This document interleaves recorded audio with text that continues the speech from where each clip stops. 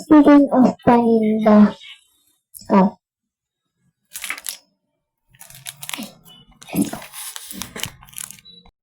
ano pong bibili niyo? Donut? Yan po. Utang? Tumayos ka dito. Punta ka dito sa isang pinsayan. Muna na naman ako. Ano pong bibilihin mo? Okay na po. Itong donut? Seryoso ka? Ising babae naman, tapos doon ang ikunin mo? Layas, ito. Ito pa rin ako, lumayas ka dito. Walang pisong donut dito, ha? Oh, ito. Anong pipili mo? Donut? Itong donut, tapos sa kanya yung pera mo. Seryoso ka, miss? Donut ang pipiliin mo, hindi candy. Pero please, yung babayan mo. Ito candy. Ayaw mo nitong candy. Lumayas ka dito yung bike mo. Kakairita naman ito. Ay, hello. Anong bibilihin mo?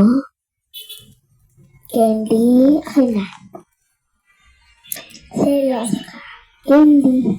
Ay, bibigyan ka ng isang candy. Anong marami? Ha? Bibigyan ka marami? Last time, kunin mo itong 10 piso mo. Pumunta ka dun sa isang mental hospital. Kaya ito, check up yung mga utak na walang naman. Diyos ko, kakairita naman to. Tama ang tingin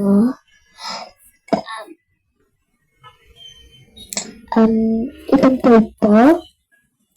Ano pera mo? Okay.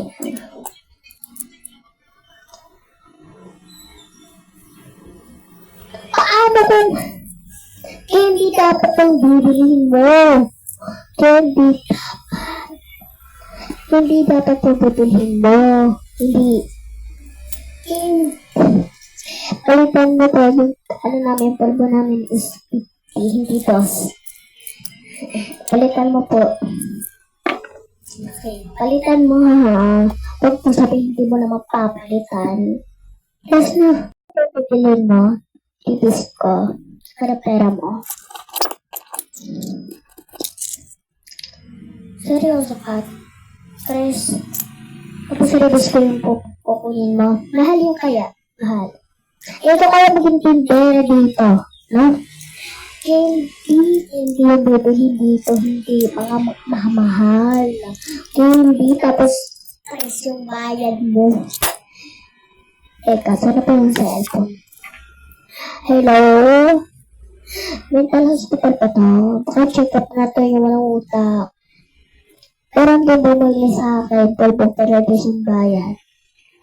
Sarili yung bumili sa akin ngayon na 3 yung bayad. Pero replace ko yung kukunin. Sige. Pumunta ka na sa mental hospital. Ako babayad ang check up mo. Tapos na. Punta ka na dun. Nain ka pa na nila. Ano pang bibiliin mo? Hansel? Hansel.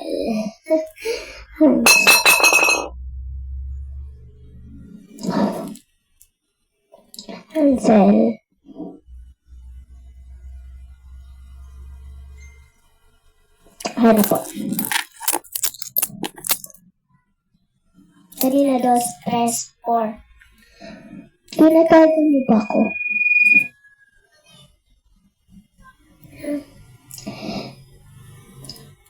Tinatago mo ako no?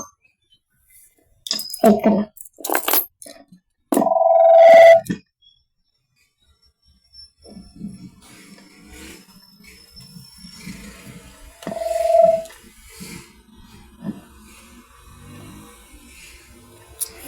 Yun lang ang kwento ko.